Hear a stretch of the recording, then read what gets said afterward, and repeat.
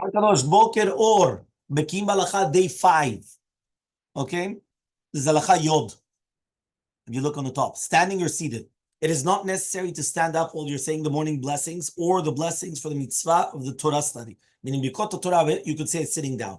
It is permissible to recite them while seated, and there's no problem. That is the custom also of the Sephardic Jews. Look at Maran Arishon Tzion. He discussed whether it's permissible to remain seated when saying the berachot, right, or Bikot Torah or not, because some people wanted to say that you should actually say them the opposite. You should insist that you should say them sitting down, so that way you put the full concentration into the berachot. It is certainly improper to pace back and forth while saying the berachot, meaning that don't come and start walking back and forth like a yo-yo or things like that. You say them sitting down, benachat ruach, nicely, no problem. Okay?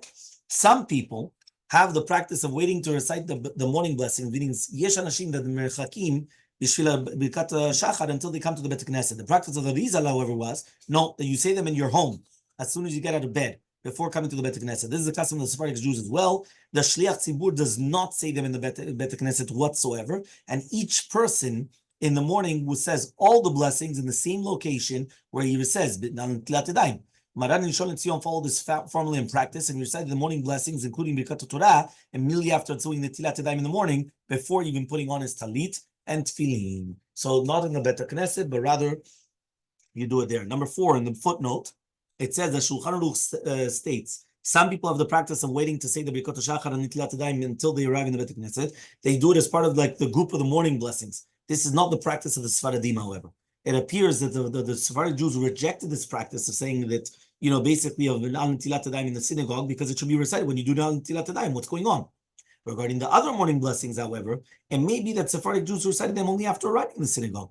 Meaning, maybe only Maran went against the Tilat Yadayim beracha. You should do it immediately. But the other berachot, maybe you can do it afterwards. So he says, indeed, the Shulchan Aruch states that the custom is for the Shliach Tzibur to recite the Birkat Shachar on behalf of the congregation. And each individual responds amen, and therefore he fulfills the obligations of the brachot, as explained above in the previous halacha. Right, the Birkot Shachar do not have to be recited in the time that it's actually being done. And the Kaf HaChaim actually testified though that the Oziel's practice was to do it in the morning of the home before going out to the Bet Knesset. He adds that the practice of Sephardic Jews for each person to recite the blessings for himself and not as one group before going to the synagogue, and therefore the Shliach Tzibur does not do it in the synagogue, right? When the saying the Birkot Shachar at home, one must make sure that there's no distractions, especially from children or this and that, and you should actually read it from a book. Okay, if right now someone does want to do it in the Bet Knesset, it's permissible to postpone it. Okay, even if he doesn't, if it has a good reason. Nevertheless, you have to do it Tilat Yadayim at home. Okay, that's very, very important. Okay, that you do it at home. And Asher Yatzar, you should do it at home when you do go to the washroom. Obviously, don't wait. Once someone did do the bracha of Netilat Yadayim in Asher Yatzar, he should immediately do the Elokai Neshama as well, because we already explained that lechatchila, even though Meikar Adin, you don't need to do it right afterwards, lechatchila try to do it that it's immediately one after another. Okay, what about Ashkenazim? In many Ashkenazic congregations, including those of the Hasidim, the custom is to say the Birkot HaShachar out loud in the Bet Knesset, that everyone answers amen. This helps them reach the desire of at least 90 amens every day. Remember, tzaddik, the tzadi amenim, dalet kiddushot, yod kadishim, kuf berachot.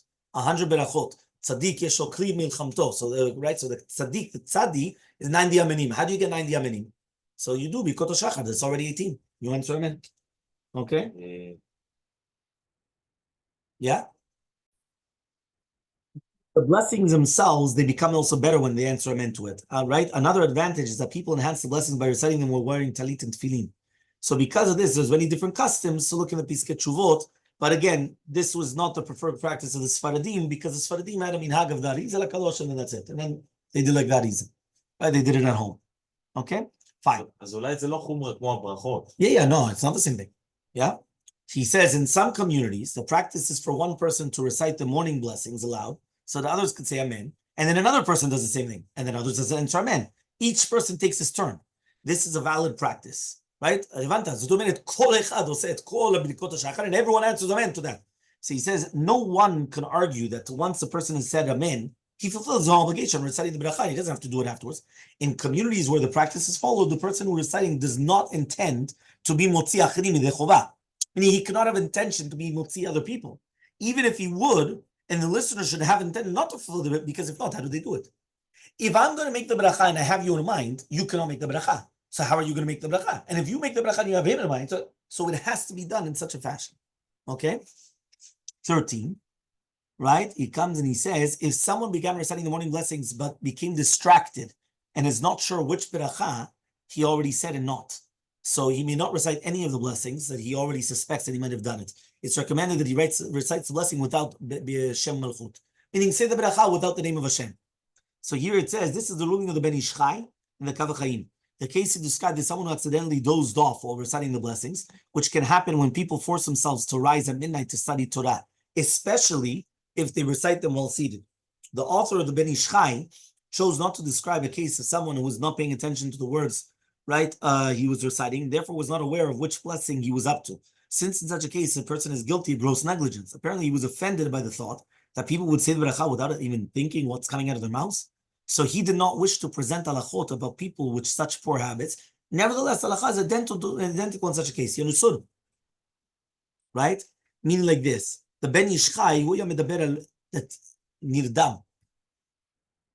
למה הוא דיבר על מקרה של נרדם? Why did he speak about a case of that he fought? You think that Ben Ish Chai is going to talk about a person that he's saying a bracha, והוא לא מתכוון למה שהוא אומר? Yeah, no, like for sure it's so what was the kavanah? No, nirdam. זה יכול להיות. nirdam. ובגלל זה, you woke up, you don't know which, but it's the same halacha.